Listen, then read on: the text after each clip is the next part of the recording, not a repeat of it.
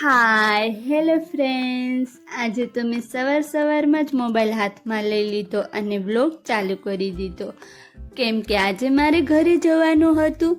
એટલે મેં સવારમાં જ વ્લોગ ચાલુ કરી દીધો અને હું પણ રેડી છું અને મારા બેગ પણ મેં પેક કરી લીધા છે ઘરે જવા માટે.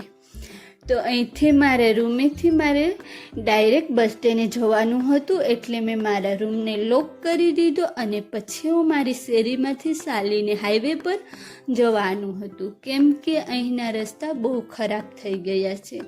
કેમ કે અહીંયા ગટરનું કામ ચાલુ હોવાથી અહીંના રસ્તા બહુ ખરાબ થઈ ગયા છે, તો હાઈવે પર ચાલીને જવું પડે.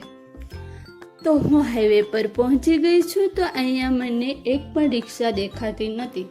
તો થોડી વારમાં એક રિક્ષા આવી, તો મેં એ રિક્ષાવાળાને પૂછ્યું કે બસ સ્ટેન્ડે જવું છે? તો એ રિક્ષાવાળાએ હા પાડી.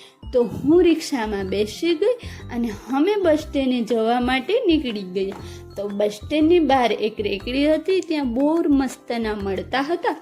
તો મને એમ થયું કે હું ઘર માટે લેતી જાઉં. તો મેં બોર ત્યાંથી લઈ લીધા અને પછી હું ત્યાંથી ચાલીને બસ સ્ટેન્ડની અંદર ગઈ.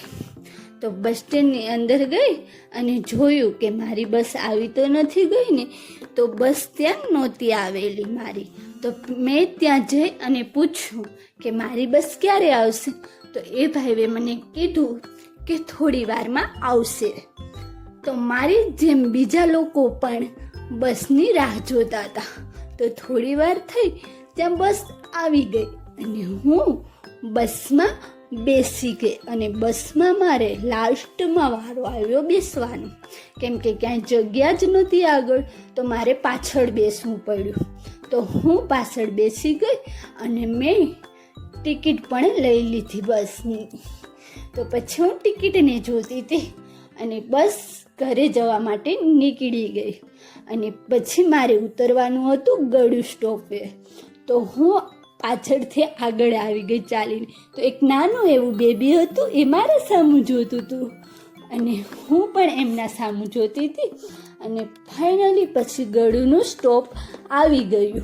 તો હું ગળું ઉતરી ગઈ બસમાંથી અને મેં જોયું ત્યાં તો મારી પહેલી સાઈડ મારે ઘરેથી લેવા મને આવ્યા હતા મારા ભાભી, મારી ભત્રીજી અને મારા ભાઈ. એ ત્રણેય મને લેવા આવ્યા હતા. પછી અમે ત્યાંથી રસ પીવા ગયા.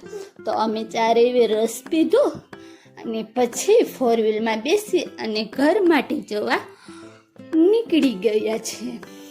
તો પછી અમે ઘરે પહોંચી ગયા.